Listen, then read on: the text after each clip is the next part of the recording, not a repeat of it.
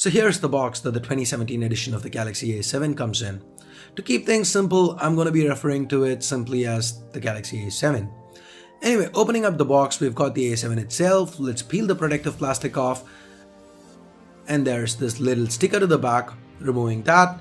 Now let me set the A7 aside for the time being and let's get back to the box contents.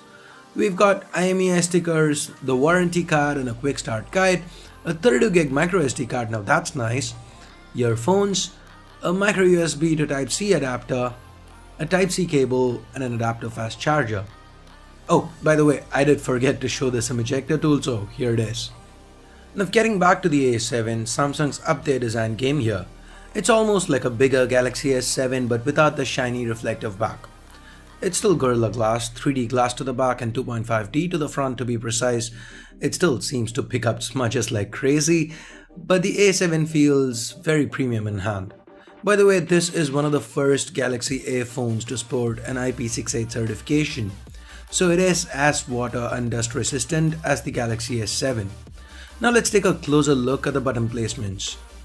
The 3.5mm headphone jack, primary microphone and a USB Type-C port are present at the bottom. To the left, we've got the volume rockers and a tray. This is for SIM 1. Up top, we've got a secondary noise cancelling microphone and yet another tray. Here's where you can pop in your second SIM card and a micro SD card. I like Samsung's decision to not go with a hybrid setup here. The power button and the speaker are located to the right.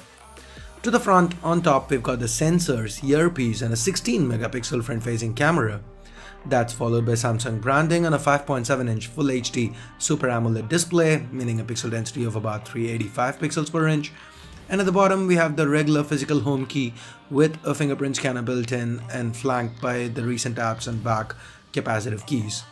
This is an active fingerprint scanner, so you don't have to press the key to wake the device. My initial impressions, it seems to work well. To the back, we've got Samsung branding and above that a 16MP camera with a single LED flash. Fun fact, the A7 is just 7.9mm thick and yet this camera doesn't protrude at all. Now underneath the hood, the A7 is powered by a 64-bit Exynos 7880 chip. This contains 8 Cortex A53 cores clocked up to 1.9 GHz each, coupled with a Mali T830 MP3 GPU and 3 GB of RAM. On paper, it should be about as powerful as the Snapdragon 625. Does it translate to real-life performance? Well, that's the question, right? We'll have more on it in the full review. Do note that this 7880 is also built on the 14nm FinFET process, just like the Snapdragon 625. So expect it to be quite power efficient. Anyway, there's also 32GB of onboard storage and a 3600mAh battery. The A7 runs on Android 6 Marshmallow with Samsung's latest TouchWiz UI on top. This is the new refined interface that we first saw on the Galaxy Note 7. Despite not being a flagship device, Samsung's not omitted the basics like a gyroscope or ambient light sensor here. There is support for an always-on display functionality. If you don't like how this interface looks, you can change it quickly by swapping it out with one of the themes from the theme store.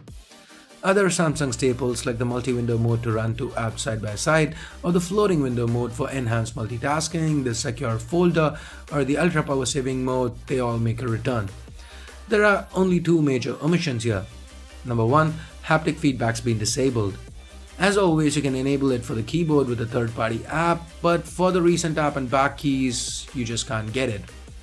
Number 2, the camera app has the depreciated Pro mode with just the basic functionality.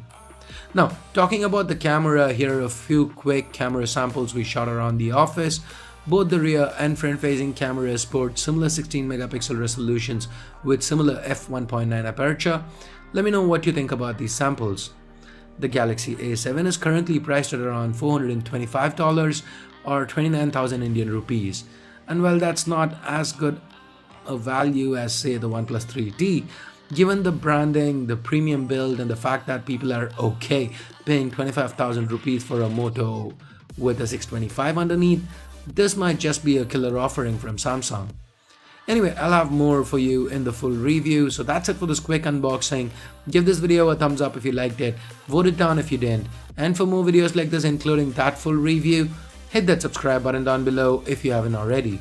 If you do want to pick a Galaxy A7, the 2017 edition of it up, I'll leave direct links in the description below.